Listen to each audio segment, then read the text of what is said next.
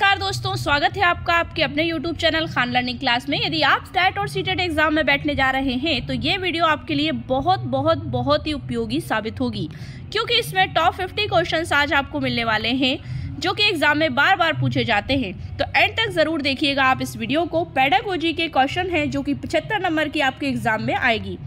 TET exam का pre निकालने में हम आपके लिए पूरी मेहनत करेंगे। बस आप इस वीडियो को एंड तक ज़रूर देखिएगा और वीडियो को स्किप बिल्कुल मत कीजिएगा। और बच्चों को भी वीडियो शेयर करें ताकि और बच्चे भी इस फ्री क्लास का लाभ उठा सके। सो बिना देर किए क्वेश्चन स्टार्ट करते हैं। आज की वीडियो का हमारा प्रश्न है, कक्षा नायक द्वारा प्रयुक्त मूल्यांकन का प्रकार अनुदेशन के समय सीखने के विकास में किया जाता है कहलाता है। कक्षा नायक द्वारा प्रयुक्त मूल्यांकन का प्रकार अनुदेशन के समय सीखने के विकास में किया जाता है, उसे क्या कहते हैं? नैदानिक मूल्यांकन, ऑप्शन बी फॉर्मेटिव मूल्यांकन, ऑप्शन सी प्लेसमेंट मूल्यांकन या ऑप्शन डी संकलित मूल्यांकन। तो इसका राइट आंसर हो जाएगा आपका फॉर्मेटिव मूल्यांकन। मतलब उसको क्या कहते हैं? फॉर्मेटिव मूल्यांकन। उसको क्या कहेंगे? फॉर्मेटिव मूल्यांकन कहेंगे। नेक्स्ट क्वेश्चन है हमारा, निबंधात्मक प्रश्न के लिए निम्नलिखित में से कौन सबसे अच्छा विकल्प है? निबंधात्मक मतलब लॉन्ग आंसर टाइप जो क्वेश्चन होते हैं उनके लिए निम्नलिखित में से कौन सा सबसे अच्छा विकल्प है? ऑप्शन है न्यूटन के गति के नियम की चर्चा करें। न्यूटन का नियम सभी जानते हैं, सबने पढ़े हैं ये नियम। न्यूटन के गति के 3 नियमों की व्याख्या करें। ऑप्शन सी न्यूटन के गति का नियम क्या है। ऑप्शन डी न्यूटन के गति के नियम पर एक लेख लिखें। निबंधात्मक प्रश्न के लिए निम्नलिखित में से कौन सबसे अच्छा विकल्प है कि उसके न्यूटन के गति के 3 नियमों की व्याख्या करें, तो एक निबंधात्मक प्रश्न का निर्माण हो सकता है। नेक्स्ट है, किसी भी बालक के मानसिक रूप से अस्वस्थ होने का कारण है। मतलब मेंटली बच्चा अस्वस्थ है तो उसके होने का क्या कारण है? परिवार का वातावरण, ऑप्शन बी कक्षा का वातावरण, ऑप्शन सी पास पड़ोस का वातावरण या उपरोक्त सभी। मतलब एक बच्चा मानसिक रूप से कब डिस्टर्ब होने लगता है? तो इसका राइट आंसर हो जाएगा उपरोक्त सभी, क्योंकि परिवार, कक्षा और पास पड़ोस के रहने वाले लोग ही बच्चे के मानसिक रूप पर पूरा प्रभाव डालते हैं, क्योंकि इन सबके परिवेश में ही वो रहता है। नेक्स्ट क्वेश्चन है, निम्नलिखित में से कौन सी संस्था सामाजिक परंपराओं के हस्तांतरण में सबसे अधिक योगदान करती है? कौन सी संस्था सामाजिक परंपराओं के हस्तांतरण में सबसे अधिक योगदान करती है? परिवार, ऑप्शन बी विद्यालय, ऑप्शन सी पड़ोस, ऑप्शन डी इनमें से कोई नहीं। सो राइट आंसर क्या हो जाएगा? परिवार। परिवार जो है वो सामाजिक परंपराओं के हस्तांतरण में सबसे अधिक योगदान करता है। नेक्स्ट क्वेश्चन है, पियाजे के अनुसार, वेरी इंपॉर्टेंट क्वेश्चन है, मूर्त संक्रियाओं का स्तर किस अवधि में घटित होता है? पियाजे के अनुसार मूर्त जो संक्रिया होती हैं, जो जीवित संक्रियाएं होती हैं, उनका जो स्टेटस है, जो स्तर है, वो किस अवधि में घटित होता है? ऑप्शन ए जन्म से 2 वर्ष, ऑप्शन बी 2 से 7 वर्ष, ऑप्शन सी 7 से 11 वर्ष, ऑप्शन डी 11 से 15 वर्ष। सो राइट आंसर हो जाएगा आपका 7 से 11 वर्ष की अवधि में घटित होता है। नेक्स्ट क्वेश्चन है क्वेश्चन नंबर 6, बालक में अपराधी प्रवृत्ति के विकसित होने का मुख्य कारण है। अपराधी प्रवृत्ति का बालक क्यों हो जाता है? बच्चे में अपराध करने की भावना क्यों विकसित होने लगती है? इसका मुख्य कारण क्या है? देखते हैं। ऑप्शन ए परिवार का वातावरण है, अनुशासनहीनता है, आर्थिक अभाव है मतलब धन की कमी, या दोषपूर्ण पाठ्यक्रम। तो इन चारों चीजों में से क्या बच्चे को अपराधी प्रवृत्ति का बना सकता है? सो इसका राइट आंसर हो जाएगा परिवार का वातावरण।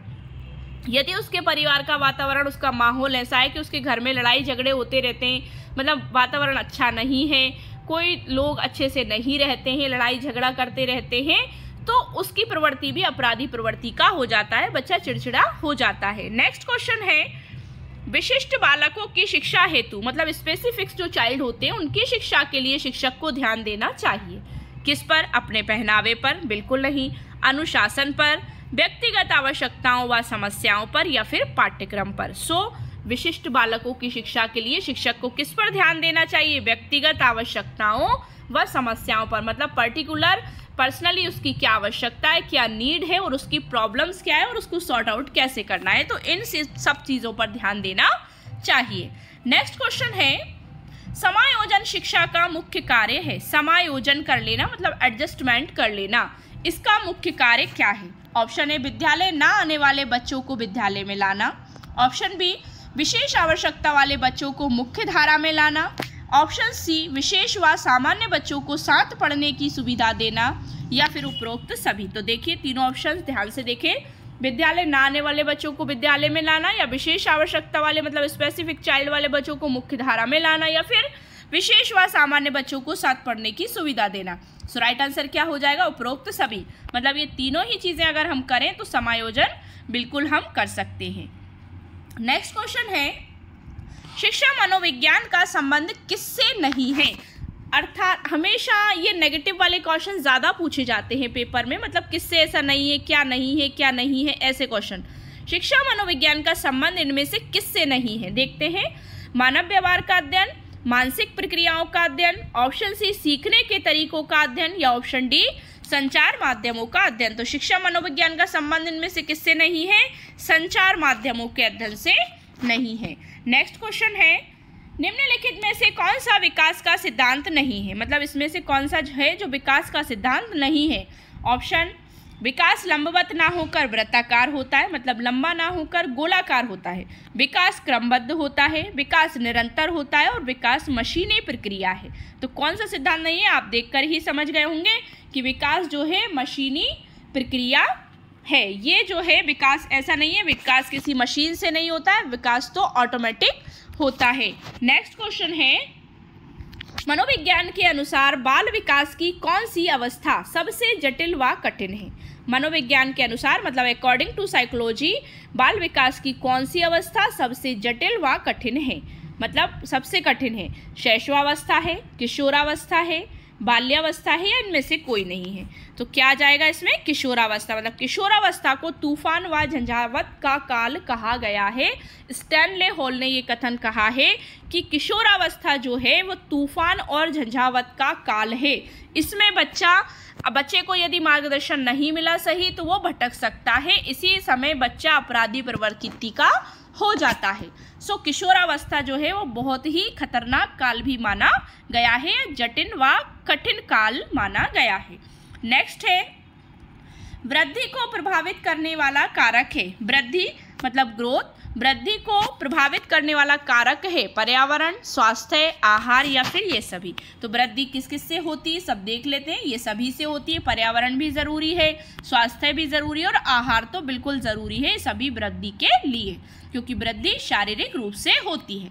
तो इसका राइट आंसर हो जाएगा ये सभी। नेक्स्ट क्वेश्चन है, भाषा शिक्षण की प्रथम कक्षा किसे माना जाता है? पूर्व प्राथमिक कक्ष से, प्लेवे विद्यालय को जो प्ले स्कूल होते हैं घर को, या फिर ये सभी? तो पूर्व प्राथमिक कक्ष से भी होता है, प्लेवे से भी होता है, घर को। तो इससे मेन जो होता है हमारा भाषा शिक्षण की प्रथम कक्षा जिसे माना जाता है तो वो है पूर्व प्राथमिक कक्ष से। मतलब पूर्व प्राथमिक प्री प्राइमरी जिसे कहते हैं हम, उस कक्ष से भाषा शिक्षण की प्रथम कक्षा माना जाता है। नेक्स्ट है, शिक्षक को गृह कार्य की जांच करनी चाहिए, कभी कभी, कभी नहीं, नियमित, या जब छात्र कहे। तो किस तरह करनी चाहिए? एज अ टीचर हम सभी जानते हैं। सो इसमें आ जाएगा नियमित। मतलब नियमित रूप से हमें बच्चों का गृह कार्य मतलब होमवर्क को चेक करना चाहिए। नेक्स्ट क्वेश्चन है, बुरी आदतों को सुधारा जा सकता है। ऑप्शन ए, डांट डपट कर, दोषारोपण द्वारा, अनुबंधन द्वारा, या फिर ये सभी। सो क्या आ जाएगा? बुरी आदतों को कैसे सुधारा जा सकता है? अनुबंधन द्वारा। डांट डपट कर भी हम नहीं सुधार सकते बच्चों को, क्योंकि कोई कोई बच्चे ऐसे होते हैं जो डांट नहीं सुन पाते। दोषारोपण तो हम बिल्कुल कर ही नहीं सकते, तो अनुबंधन के द्वारा हम उनकी आदतों को सुधार सकते हैं। नेक्स्ट क्वेश्चन है, समाज मिति तकनीक का प्रयोग किया जाता है आर्थिक स्तर की जांच में, समाज के सर्वेक्षण में, सामाजिकरण की जांच में, या उपरोक्त सभी में। सो इसका राइट आंसर क्या हो जाएगा? सामाजिकरण की जांच में समाज समिति तकनीक का प्रयोग किया जाता है। नेक्स्ट क्वेश्चन है, निम्न में से कौन सी सृजनात्मकता की विशेषता नहीं है? मतलब कौन सी क्रिएटिविटी की क्वालिटी नहीं है? मौलिकता, उत्पादकता, अपरिवर्तनशीलता, या नवीन ज्ञान की खोज। तो कौन सा नहीं है? इसमें आ जाएगा अपरिवर्तनशीलता। मतलब जिसमें परिवर्तन नहीं होगा तो वो क्रिएटिविटी कैसे होगी? क्रिएशन का मतलब ही होता है कि कुछ नया करते रहना। नेक्स्ट क्वेश्चन है, विद्यार्थियों से प्रतिक्रिया प्राप्त करने का आदेश प्रतीक्षा समय के सही अनुपात में होना चाहिए। विद्यार्थियों से प्रतिक्रिया जब हम कर रहे हों, बच्चों से बात कर रहे हों, तो उसमें प्राप्त करने का आदेश प्रतीक्षा समय के सही अनुपात में होना चाहिए। देखते हैं, पिछले पाठों से प्रश्नों का उत्तर देने के लिए विद्यार्थियों द्वारा लिया गया समय, वास्तविक जीवन में प्रश्न की प्रासंगिकता, मतलब प्रश्न प्रासंगिक होने चाहिए, समय के अकॉर्डिंग पूछे जाने चाहिए। पाठ्यचर्चा में प्रकरण विशेष के लिए आवंटित समय या प्रश्न का कठिनाई स्तर, तो क्या देखना चाहिए हमें, प्रश्न का कठिनाई स्तर, प्रतीक्षा समय मतलब प्रश्न का कठिनाई स्तर के सही अनुपात में होना चाहिए कि हमें बच्चे को इतना समय देना चाहिए जिसके अकॉर्डिंग हमने उसको क्वेश्चन दिया है। नेक्स्ट क्वेश्चन है, मान लीजिए आप विद्यालय शिक्षा बोर्ड के अध्यक्ष हैं। आप अपने अधिकार क्षेत्र के अंतर्गत आने वाले विद्यालयों की शिक्षा संपूर्ण गुणवत्ता को सुधारने के लिए क्या योजना बनाएंगे? इस प्रकार का प्रश्न उदाहरण है। किस प्रश्न मतलब किस तरह का प्रश्न है ये?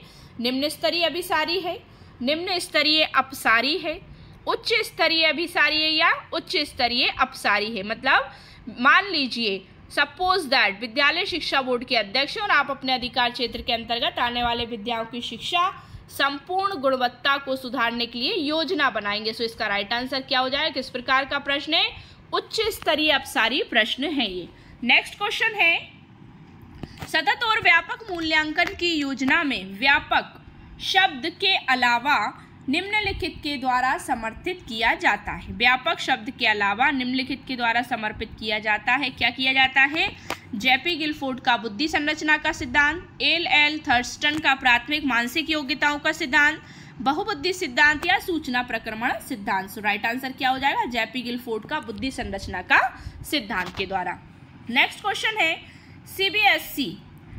सीबीएसई मतलब जो सेंट्रल बोर्ड होता है द्वारा प्रस्तावित समूह परियोजना गतिविधि का एक सशक्त साधन है। सो रोजमर्रा के शिक्षण से होने वाले तनाव को दूर करने, अनेकता में एकता की संकल्पना का प्रचार प्रसार करने, सामाजिक भागीदारिता को सुगम बनाने या शिक्षकों के भार को हल्का करने। सीबीएसई द्वारा प्रस्तावित समूह परियोजना गतिविधि क्या है? किसका सशक्त साधन है ये? तो सामाजिक भागीदारिता को सुगम बनाने के लिए गतिविधि मतलब परियोजना गतिविधियों का लाभ लिया गया है। नेक्स्ट है, रेवन का प्रोग्रेसिव मैट्रिसेज परीक्षण किस परीक्षण का उदाहरण है? रेवन किसका मतलब रेवन का जो प्रोग्रेसिव मतलब जो उन्नति करने का मैट्रिसेज परीक्षण किस परीक्षण का उदाहरण है? समूह बुद्धि लब्धांक, व्यक्तित्व मौखिक बुद्धि लब्धांक या संस्कृति मुक्त बुद्धि लब्धांक। सो इसका राइट आंसर हो जाएगा संस्कृति मुक्त बुद्धि लब्धांक। के बच्चे को बिल्कुल खुला रखकर हम ये चीजें सिखाएं। नेक्स्ट है, निम्नलिखित में से कौन सा सिद्धांत पाठ्य योजना में शामिल नहीं है? जो लेसन प्लान हम बनाते हैं इनमें से कौन सा सिद्धांत ऐसा है जो पाठ्य योजना में शामिल नहीं है? डेली लेसन प्लान, योजना की दृढ़ता, शिक्षार्थियों का ज्ञान, उद्देश्यों की स्पष्टता या शिक्षण का ज्ञान। सो आप समझ ही गए होंगे इसका राइट आंसर हो जाएगा योजना की दृढ़ता। ऐसा कोई सिद्धांत उसमें नहीं होता है। शिक्षार्थियों का ज्ञान भी देखा जाता है मतलब प्रीवियस नॉलेज देखा जाता है, उद्देश्य भी स्पष्ट होने चाहिए और शिक्षण का ज्ञान तो होना ही चाहिए। तो बचा कौन सा? योजना की दृढ़ता, ये नहीं होगा। नेक्स्ट है, एक महिला ने भोजन प्राप्त करने के लिए अपने बच्चे को बेच दिया, ये कथन है।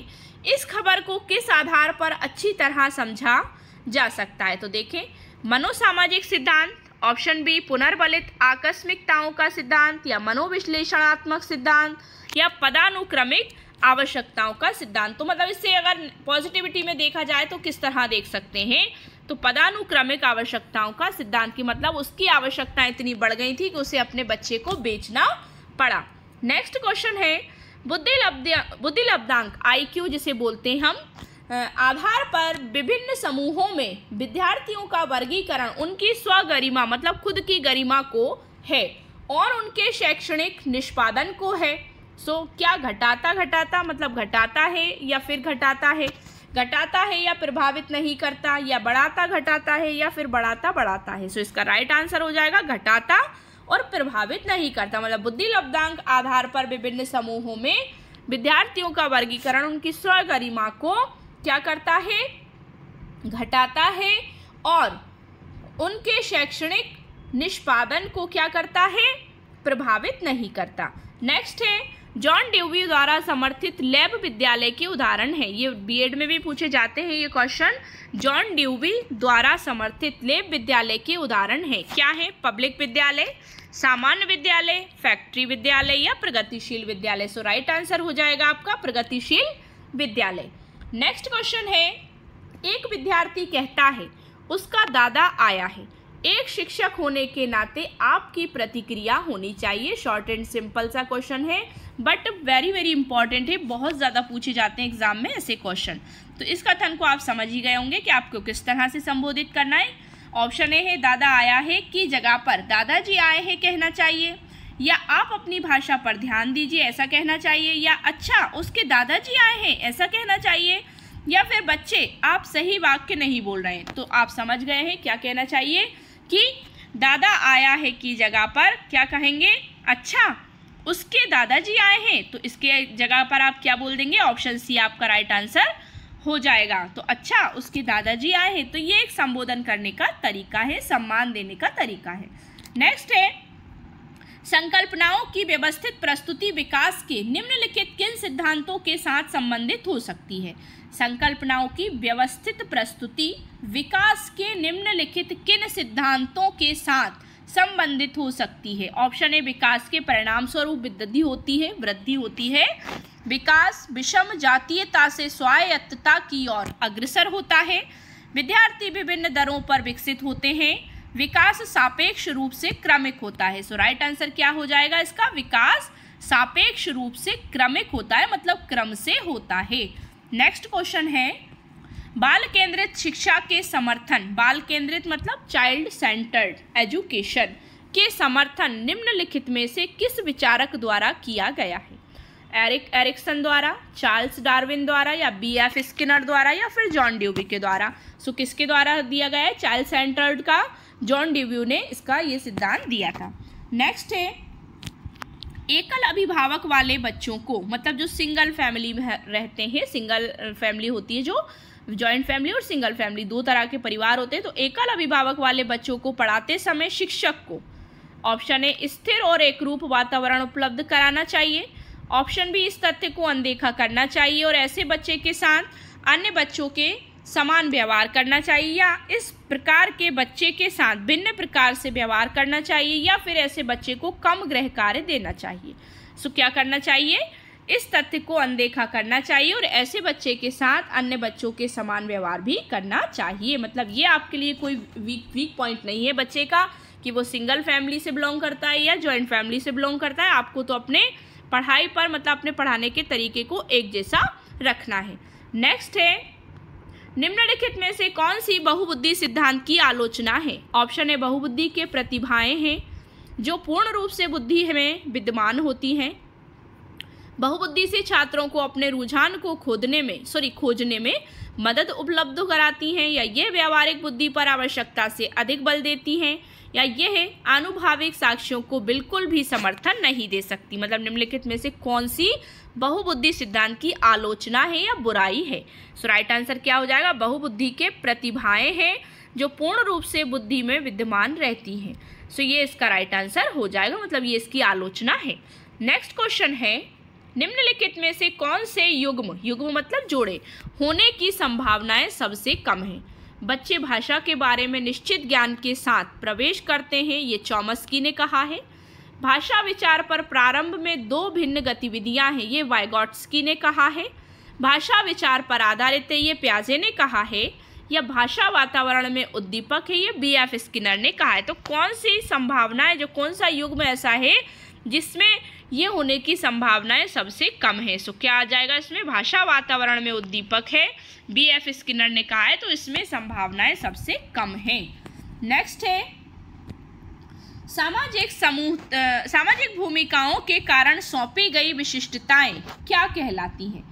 सामाजिक भूमिकाओं के कारण जो विशिष्टताएं सौंपी गई हैं वो क्या कहलाती हैं। जेंडर भूमिका अभिवृत्ति, जेंडर भूमिका दबाव, जेंडर भूमिका रूढ़िबद्धता, या जेंडर भूमिका नैदानिकी। सो क्या कहलाएंगी वो, जेंडर भूमिका रूढ़िबद्धता कहलाएंगी। नेक्स्ट है, जब एक बावर्ची खाना मतलब जब एक बावर्ची जो होता है, कुक जो होता है, वो खाना पकाते समय खाने को चखता है तो वह के समान है। किसके समान है, सीखने का आकलन, सीखने के लिए आकलन, या सीखने के रूप में आकलन, या आकलन और सीखना। तो क्या है, ये तो नॉर्मल सा क्वेश्चन है, आंसर हो जाएगा इसका सीखने के लिए वो उसका आकलन कर रहा है, कि मतलब सही है या गलत है। नेक्स्ट क्वेश्चन है, अंतरपरक अनुदेशन है क्या है? शिक्षार्थियों की आवश्यकता को पूरा करने के लिए सामूहिकीकरण के विविध रूपों का प्रयोग करना, कक्षा में प्रत्येक शिक्षार्थी के लिए कुछ अलग करना, अव्यवस्थित अथवा स्वच्छंद शिक्षार्थी गतिविधियां, ऐसे समूहों का प्रयोग जो कभी नहीं बदलते। तो अंतरपरक अनुदेशन क्या हो जाएगा इसमें से कि शिक्षार्थियों की आवश्यकता को पूरा करने के लिए सामूहिकीकरण के विविध रूपों का प्रयोग करना चाहिए, जब हम अंतरपरक अनुदेशन कर पाएंगे। नेक्स्ट है, शिक्षार्थी फैशन शो को देखकर मॉडल्स का अनुकरण करने की कोशिश करते हैं। इस प्रकार के अनुकरण को क्या कहा जा सकता है? मतलब कोई भी शिक्षार्थी हो, शिक्षा ग्रहण करने वाला कोई भी बच्चा हो, देखकर जल्दी सीखता है। मतलब आज के समय में जो ट्रेंडिंग में चल रहा है बच्चा उसके पीछे जल्दी भागता है। ऐसे अनुकरण को हम क्या कहेंगे? प्राथमिक अनुकरण है, गौण अनुकरण है, सामाजिक अधिगम है या सामान्यीकरण है? तो क्या हो जाएगा इसका राइट आंसर? सामाजिक अधिगम है। मतलब वो समाज के परिवेश में रहकर सीख रहा है, उनको देख रहा है, उनको देखकर अपने अंदर चेंजेस लाने को सीखता है।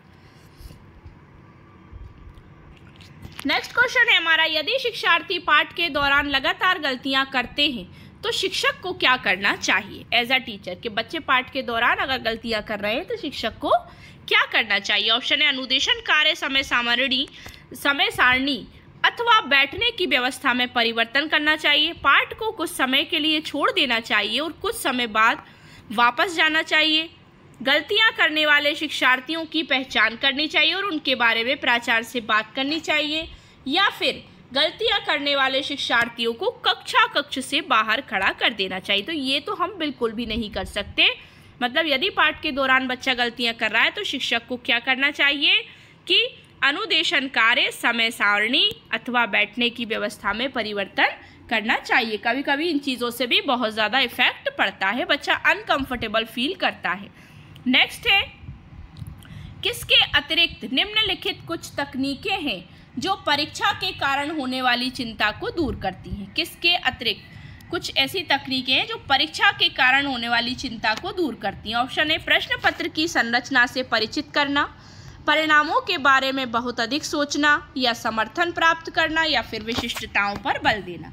सो राइट आंसर क्या हो जाएगा? परिणामों के बारे में बहुत अधिक सोचना। क्योंकि जब बच्चा एग्जाम से फ्री हो जाता है तो बच्चे के माइंड में ये चलता रहता है कि अब पता नहीं मेरा रिजल्ट कैसा आएगा। तो ये सारी चीज़ें जो होती हैं, कुछ तकनीकें हैं जो परीक्षा के कारण होने वाली चिंता को दूर करती हैं।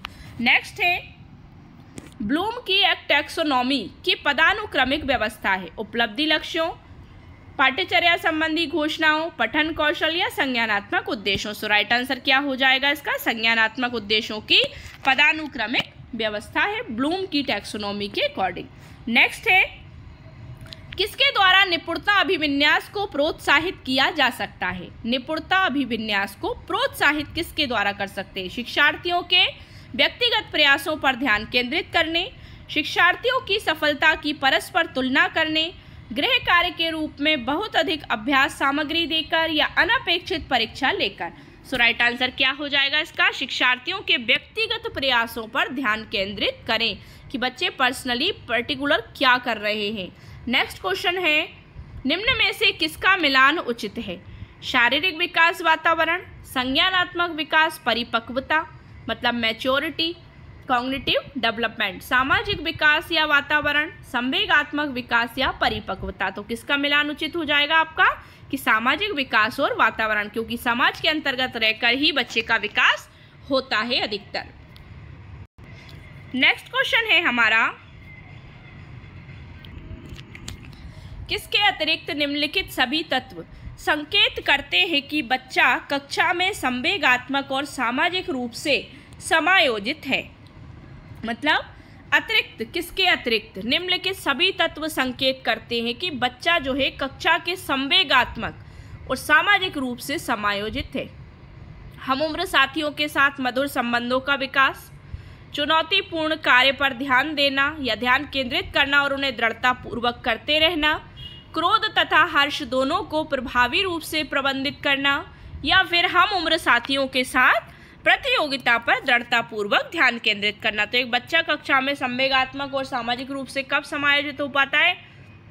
जब वे हम उम्र साथियों के साथ प्रतियोगिता पर दृढ़तापूर्वक ध्यान केंद्रित करता है, मतलब उसके सहपाठी जो उसके लेवल के हों, उसके साथ वाले हों, उन पर प्रतियोगिता पर दृढ़तापूर्वक ध्यान केंद्रित करने से ऐसा हो सकता है। सामाजिकरण में सम्मिलित है, नेक्स्ट क्वेश्चन है हमारा कि सामाजिकरण में सम्मिलित है सांस्कृतिक संचरण और क्या?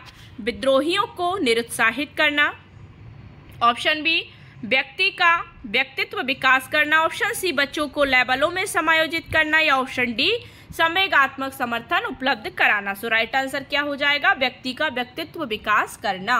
सामाजिकरण में सम्मिलित है सांस्कृतिक संचरण और व्यक्ति का व्यक्तित्व का विकास करना। नेक्स्ट क्वेश्चन है, जो बुद्धि सिद्धांत बुद्धि में सम्मिलित मानसिक प्रक्रियाओं और पति द्वारा लिए जा सकने वाले विविध रूपों को शामिल करता है, वह है क्या है? मतलब जो बुद्धि सिद्धांत बुद्धि में सम्मिलित मानसिक प्रक्रियाओं और पति द्वारा लिए जा सकने वाले विविध रूपों को शामिल करता है, वे क्या है? स्पीयरमैन का जी कारक, स्टर्नबर्ग का बुद्धिमत्ता का त्रितंत्र सिद्धांत, बुद्धि का सारवेंट सिद्धांत, या थर्स्टन की प्राथमिक मानसिक योग्यताएं। सो राइट आंसर क्या हो जाएगा? स्टर्नबर्ग का बुद्धिमत्ता का त्रितंत्र सिद्धांत। नेक्स्ट क्वेश्चन है, निम्न में से कौन सा लक्षण किसी मापक उपकरण के लिए सर्वाधिक वांछनीय है? मतलब निम्नलिखित में से कौन सा ऐसा लक्षण है, कौन सी ऐसी विशेषता है जो किसी मापक उपकरण के लिए सर्वाधिक मतलब सबसे अधिक वांछनीय है, हानिकारक है? तो इसमें क्या हो जाएगा? विश्वसनीयता, वैधता, वस्तुनिष्ठता या फिर मानक। तो राइट आंसर हो जाएगा इसका विश्वसनीयता। ये सबसे ज्यादा मापक उपकरण के लिए सर्वाधिक वांछनीय है। नेक्स्ट है, थर्स्टन का लिकर्ट निम्न में से किसके मापन से संबंधित है? थर्स्टन का जो लिकर्ट है सिद्धांत वो किसके मापन से संबंधित है? बुद्धि, अभिवृत्ति, मूल्य या व्यक्तित्व। सो राइट आंसर क्या हो जाएगा? अभिवृत्ति से संबंधित है। नेक्स्ट क्वेश्चन है, उत्सुकता परीक्षण निम्न में से किसका घटक है? उत्सुकता परीक्षण होना सृजनात्मकता, अभिप्रेरण, रुचि या बुद्धि। तो किसका है? सृजनात्मकता का है। उत्सुकता, बच्चा सीखने के लिए कुछ करने के लिए उत्सुक होता है, एक्साइटेड होता है। नेक्स्ट क्वेश्चन है, निम्न में से कौन सृजनात्मकता से संबंधित नहीं है? क्रिएटिविटी से संबंधित कौन सा नहीं है? मौलिकता, प्रवाह, मितव्ययिता या उपयोगिता। सो राइट आंसर हो जाएगा इसका मितव्ययिता, इससे संबंधित नहीं है। नेक्स्ट क्वेश्चन है, बुद्धि लब्धि के संबंध में क्या सत्य है? बुद्धि लब्धि जो होती है आईक्यू, उसके संबंध में क्या सत्य है? बौद्धिक आयु से व्युत्क्रमी संबंधित, कलानुक्रमिक आयु से प्रत्यक्ष संबंधित, कलानुक्रमिक आयु से व्युत्क्रमी संबंधित, व्युत्क्रमी मतलब उल्टा, बौद्धिक तथा कलानुक्रमिक आयु दोनों से प्रत्यक्ष संबंधित। तो इसका राइट आंसर क्या हो जाएगा? कलानुक्रमिक आयु से व्युत्क्रमी संबंधित। ये मतलब बुद्धि लब्धि के संबंध में सत्य कथन है। आज की वीडियो का हमारा लास्ट क्वेश्चन है, 16 पीएफ का प्रयोग किसके मापन हेतु किया जाता है? 16 पीएफ सिद्धांत है, इसका प्रयोग किसके मापन के हेतु किया जाता है? रचनात्मकता, अभिरुचि, व्यक्तित्व या फिर दबाव। सो इसका राइट आंसर हो जाएगा व्यक्तित्व के लिए किया जाता है। तो ये थी हमारी शॉर्ट एंड सिंपल सी वीडियो। आई होप सो आपको वीडियो पसंद आया होगा। अगर वीडियो पसंद आया हो तो वीडियो को लाइक शेयर करिए, चैनल को सब्सक्राइब कर लीजिए और बेल आइकन प्रेस करना बिल्कुल ना भूलें, जिससे कि आप हमारी कोई भी लेटेस्ट अपलोड को मिस ना करें। Thanks for watching my video and see you again with the next video. Thank you so much once again.